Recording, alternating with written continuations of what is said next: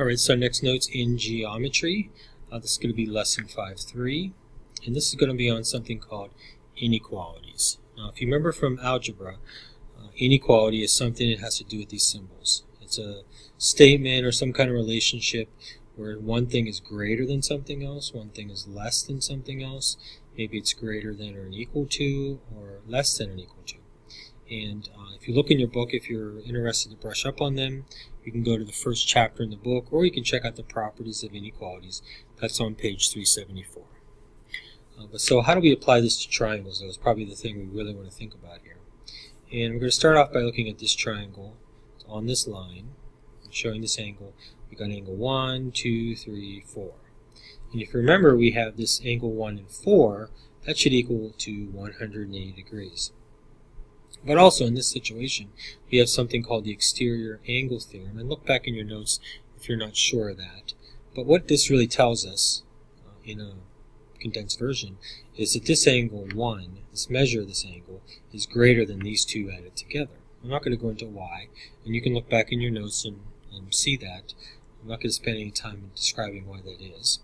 But because that is the case, because the measure of angle 1 is greater than 2 plus 3, we can also say that the measure of angle 1 is greater than this one, and it's also greater than the measure of angle 3. So then we have these inequalities show up.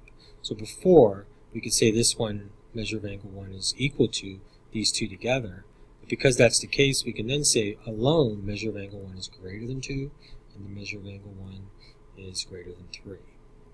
Okay, so that leads us to some theorems. Okay? And the first one here is, this is the exterior angle inequality theorem. And this says the measure of an exterior angle of a triangle is greater than the measure of either of its corresponding remote interior angles. And these right here, corresponding remote interior angles. So this exterior angle is greater than these in here. So that's that exterior angle inequality theorem. So if we go to the next page here, and I'm going to add one more thing for you for the notes, and then really we're kind of ready to try some problems in this as well. So we also have something called angle side inequalities. And we really, if we look at this triangle here, this first one, we have this, looks like a scalene triangle. All the sides are not, or none of the sides are equal. And what you should see, or notice, we have this longest side right here. And you should see that the angle across from that longest side is also the largest angle. I should say largest. Okay, and that gives us a theorem. It says if one side of a triangle, put that in there, one side of a triangle is longer than the other side, then the angle opposite that side is greater than the angle opposite the shorter side. So here's the shorter side. We have these two angles, longer, shorter. This angle across from the longest is going to be the longest angle. Okay, and really it's greater. So we can also say this angle is greater than this angle over here. Okay, that's that 5-9 theorem. We look at this one again though, a different way of looking at it. We have the same kind of scalene triangle, and we also know the shortest side, and across from that shortest side is also the shortest angle. And that gives us this theorem 5-10. The larger angle theorem, okay, or you can apply it to shortest angles as well. So this says if one angle has a greater measure than another angle, then the side opposite the greater angle is longer than the side opposite the lesser angle. Okay, and so we can say shortest side, shortest angle, and we should be able to remember if this is the longest side, this is the largest angle. So then we could say angle B is greater than angle A, and angle B is greater than angle C. Okay. We can go back to this one. We could say side AC is greater than side AB and side BC. Here we could, that should actually do it. Okay, so that covers all that. So these are just, if you look at this side, this angle is longer, the largest angle, the longest side opposite is the largest angle, so that we know this angle B is greater than A and C. And then here, we can also say the shortest side, shortest angle, okay, and we can, figure out this is the shortest, This would be the longest, and we can compare angles which is greater than the other. So that's the two main ideas that we need. Let's do some practice problems now. So here's an example of, we just talked about this, these theorems and using what we know to be true about angles and how they're opposite each other and how that affects the different lengths and which one is greater than the other. Let's look at this triangle we have right here. And let me get this a little closer here. Maybe that'll help. Okay.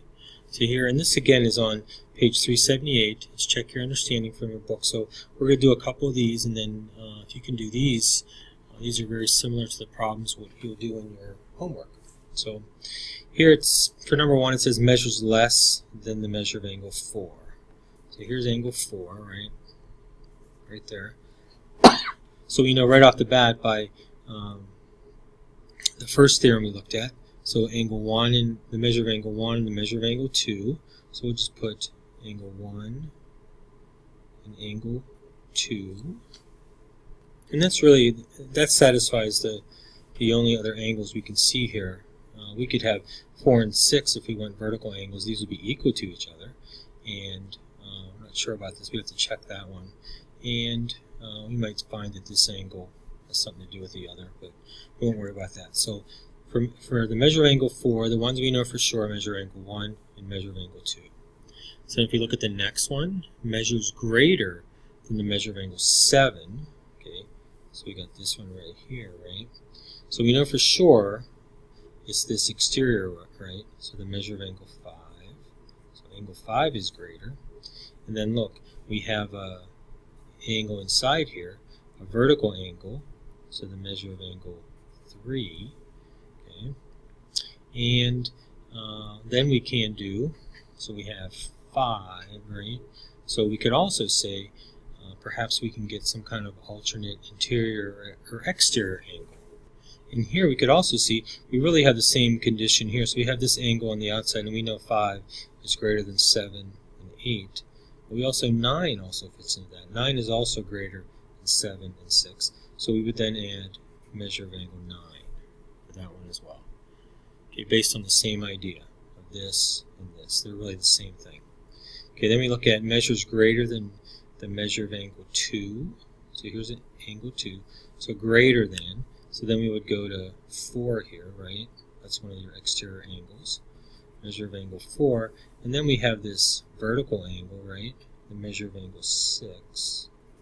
But then with 6, we have this alternate exterior angle, and that should be the same. So that's the measure of angle 9. Okay, so then finally we're looking at measures less than the measure of angle 9. Okay, so then we would know these two: measure of angle 7, measure of angle 6. Angle 7. Angle 6, we're just using that. It's inside of these ones, so it has 9 is greater than both of these. And then 6 here, we could also go the vertical angle, should be the same, the measure of angle 4. And that's kind of the answers to all that. And let's do one more example here, and you'll be ready for your homework. So then this is another example. So this gives us triangle ABC, and it gives us different sides, right? This side, this angle. Side AC is equal to 3,1, side BC is 1.7, and then side AB is 2.8. Let's fix that. Okay, so it's list from smallest to largest. So we could do the sides. So we could say smallest is BC, and then we have AB, and then we have AC.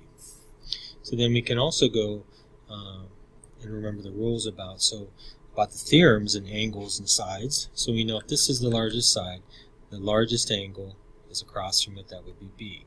We want that to go last. Angle B. The smallest side would be 1.7. The angle across it should be the smallest, angle A. And then C should be the one across from the middle one, so angle C. So that would be that one. And then we look at this one here. It's going to be a little bit different. It's going to give us angles. And we're going to have 46, 87, and then we just have to realize that the entire triangle is 180. If we add these up, minus it from 180, we're going to get 47 degrees for that one. So we're going to say angles. We'll just do those first. The greatest angle, angle 87, is angle L. And then we're going to say that's actually the biggest, so we'll leave that last. And then the smallest is going to be angle J. And then the next one is angle K. So that's the angles. And then we want to remember the shortest angle across from the shortest side is going to be KL. And then this one is going to be next. It's going to be JL. And then the last one, the greatest one, is going to be JK.